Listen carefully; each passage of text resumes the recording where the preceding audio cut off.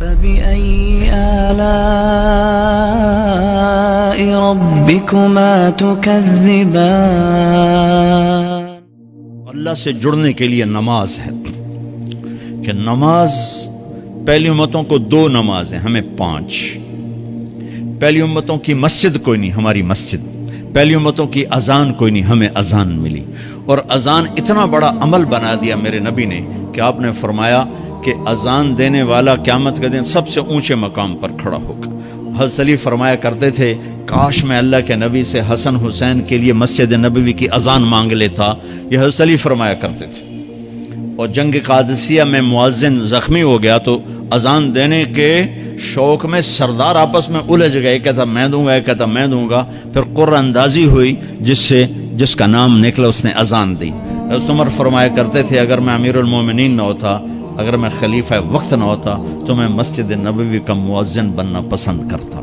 کسی کو اذان نہیں ملی، ہمیں اذان۔ پہلا مؤذن بلال بنا، پہلے مؤذن اللہ نے بلال کو یہ عزت عطا فرمائی۔ دنیا میں یہ ہے اور آخرت میں یہ ہے کہ میرے نبی نے فرمایا کہ جب جنت میں جانے کا وقت آئے گا نا تو جنت کی میرے لیے سواری لائی جائے گی، میں اس سواری پہ بیٹھوں گا تو اس کی جو وہ رسی ہوگی نا وہ ایسے نیچے گر جائے گی، نیچے گرے گی۔ اس رسی کے یعنی اس کی جو لگام ہوتی ہے نا وہ نیچے گرنے کا مطلب ہے یہ ایسے نیچے گر گئی۔ اب نیچے گرنے کا مطلب ہے کہ اس کی ڈرائیونگ میرے نبی نے نہیں کرنی، کوئی آنے والا ہے، کوئی ڈرائیور آنے والا ہے جو رسی پکڑ کے چلے گا، کوئی کوچبان آنے والا ہے جو اس کو پکڑ کے چلے گا۔ رسی کا گرنا ایک انڈیکیشن ہے کہ کوئی نصیب والا اب آئے گا۔ جب آپ کی سواری کھڑی ہوگی، رسی نیچے ہے تو اب سب کی گردنیں ایسے ہوں گی، کون؟ سب قیاس کر رہے کون کون کون؟ اللہ کی طرف سے اعلان ہوگا بلال کو بلایا جائے، بلال بلال۔ تو بلال آپ کی سواری کی لگام پکڑیں گے اور آپ نے فرمایا کہ سب سے پہلے میں جنت میں جاؤں گا اور بلال میرے ساتھ ہوگا، میری سواری کی لگام پکڑے ہو جائے گا۔ تو ہمیں اذان ملی، کسی امت کو اذان نہیں ملی۔ ہمیں 5 نمازیں ملی، کسی امت کو نمازیں نہیں۔ 2 نمازیں، ایک فجر کی 2 رکعت، عصر کی 2 رکعت۔ باجماعت نہیں، ان کو اپنی کتاب یاد نہیں، ہمیں قرآن یاد ہے۔ میرے مدرسے میں ایک بچہ اب ماشاءاللہ امریکہ میں وہ پڑھا رہا ہے، اس نے 30 دن میں قرآن یاد کیا۔ صبح یاد کرتا تھا، شام کو تراویح میں سناتا تھا۔ میرے مدرسے کا بچہ ہے، صبح بیٹھ کے مغرب تک پورا ہے سپارہ یاد کر کے اور عشاء کو تراویح میں سنا دیتا تھا۔ اللہ نے ہمیں ایسا قرآن دے دیا کہ 1 مہینے میں بھی یاد ہو جاتا ہے۔ 3 دن میں بھی ایک بزرگ نے یاد کیا، 3 دن میں قرآن یاد کیا۔ اللہ نے ہمیں قرآن کی دولت عطا فرمائی، پڑھنے کے لیے 5 نمازیں عطا فرمائی، تہجد کی نماز عطا فرمائی، اوابین کی نماز دی، اشراق کی نماز دی، چاشت کی نماز دی۔ نماز کے کتنے دروازے کھول دیے۔ اور میرے نبی کی آخری نصیحت تھی میری امت نماز نہ چھوڑنا، نماز نہ چھوڑنا، نماز نہ چھوڑنا۔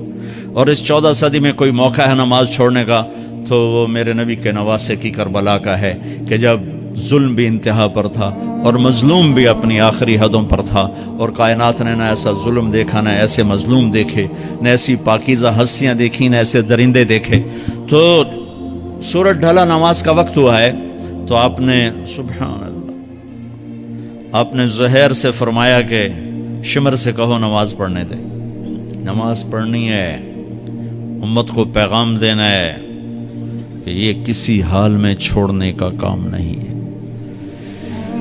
تو انہوں نے آگے بڑھ کے شمر سے کہا نماز پڑھنے دو، انہوں نے کہا نہیں نماز نہیں پڑھنے دیں گے، ہماری تلوار چلے گی۔ انہوں نے واپس آ کر کہا جی وہ کہہ رہے ہیں ہم جنگ نہیں روکیں گے، تلوار چلے گی۔ تو پھر یہ نہیں فرمایا اچھا چلو ٹھیک ہے سر دیو، فرمایا اچھا آدھے نماز پڑھو آدھے جنگ کرو۔ آدھوں نے نماز پڑھی، آدھوں نے جنگ کی۔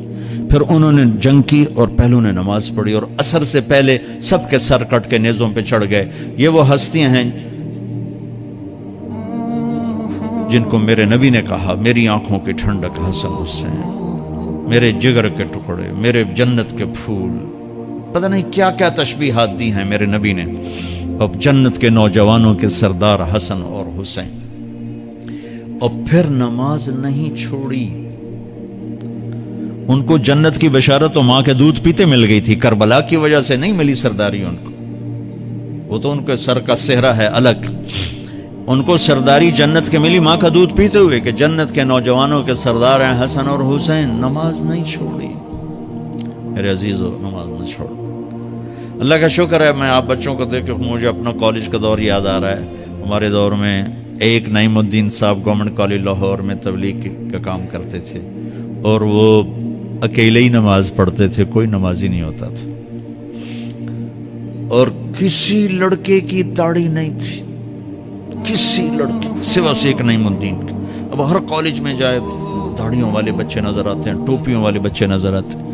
کوئی لڑکی کے سر پہ دوپٹہ نہیں ہوتا تھا, کوئی ایجوکیشن تھی. اب لمز جیسی یونیورسٹی میں بھی لڑکیاں پورے برقعے میں ہوتی ہیں, حجاب میں ہوتی ہیں, نقاب میں ہوتی ہیں. جہاں برائی کا گراف اوپر گیا تو نیکی کا بھی اوپر گیا. جہاں برائی کا لیول اگر بڑھا ہے تو نیکی کا لیول بھی بڑا ہے. اتنا بڑا میری نسل کا مجمع اللہ کی بات سن رہا ہے, یہ اس دور میں کوئی تصور نہیں کر سکتا تھا.